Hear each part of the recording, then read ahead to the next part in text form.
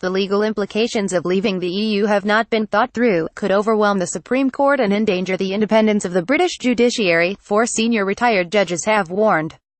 Giving evidence to a parliamentary select committee, Lord Thomas, Lord Neuberger, Lord Hope and Sir Konrad Schiemann signalled reservations about the difficulties of preserving the rule of law after Brexit.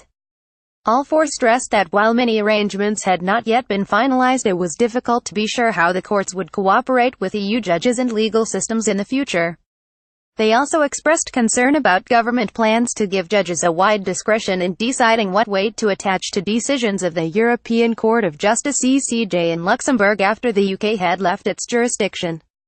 The problem is that the judge will be moving towards accepting diplomatic and political factors in following the ECJ. Neuberger, the former president of the Supreme Court, told the EU Justice Subcommittee in the House of Lords. This is an uncomfortably wide discretion. The judge will have to decide what factors to take into account. It would be better not to have a system where judges are free to take such matters into consideration. Thomas, the recently retired Lord Chief Justice, agreed that giving such latitude could create a very real problem for the independence of the judiciary if this is not clarified. Quick guide: the EU Withdrawal Bill, once known as the Great Repeal Bill, is going through the House of Commons to repeal the 1972 European Communities Act and transpose all existing EU legislation into domestic UK law, which will avoid a cliff-edge change on the day after we leave the EU. Parts of the bill have been highly controversial, and MPs have tabled hundreds of amendments to try and change its wording, including a significant number of Conservative rebels.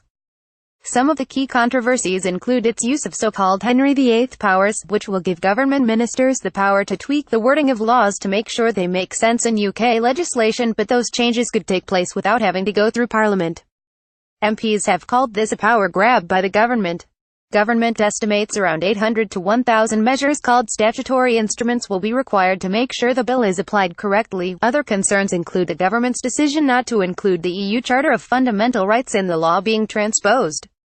Other amendments are attempts to affect the Brexit process, including legislating for a transitional period and giving MPs a binding, meaningful vote on the deal secured by Theresa May before the deal is finalised. Thank you for your feedback. He questioned whether, once the Supreme Court began to develop a separate British jurisprudence after the UK has left the EU, any UK firms would want to use it if it was limited to the UK and did not apply across the continent. Very little thought has been given to that, he noted. Schiemann, who was the UK judge on the ECJ between 2004 and 2012, observed, "What we have to learn to do is also to look at problems from the perspective of the other 27 EU members when we are trying to agree. There's going to be a certain reluctance to set up a new parallel scheme compared with the existing EFTA court, which has already been grafted into the ECJ." Hope, the former deputy president of the Supreme Court, said the ECJ would be essential for security and judicial cooperation. There was a glimmer of light in the Prime Minister's speech in Florence where she referred to security and judicial cooperation. He said, "I can see it's possible to design such a system, but how you can do it without involving the ECJ, I don't know." Even as the judge spoke, supporters of Brexit were insisting that no such problems would arise, and that the court could be dispensed with. Speaking at a conference called Deal or No Deal, David Jones, the former Brexit minister, said it would be completely unacceptable to many Conservative MPs if the ECJ kept any role in UK affairs in the long term after leaving the EU.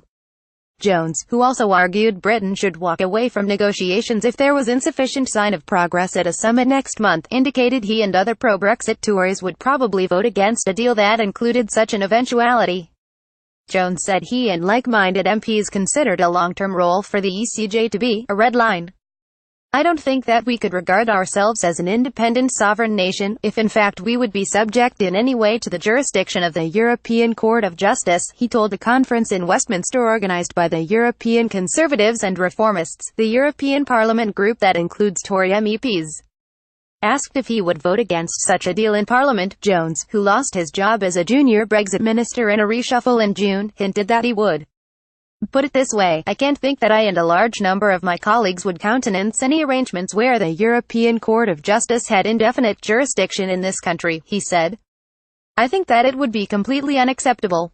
At the same event, the Brexit Secretary, David Davis, said he still hoped for a formal deal with the EU but was prepared for the alternative. "I do want to explain that I sit completely and unambiguously on the deal side of this particular equation," he said. But, he added, the department I run isn't called the department for getting a deal come what may. It's the department for exiting the European Union and, whatever happens, we are leaving the European Union and delivering on the instructions of the British people.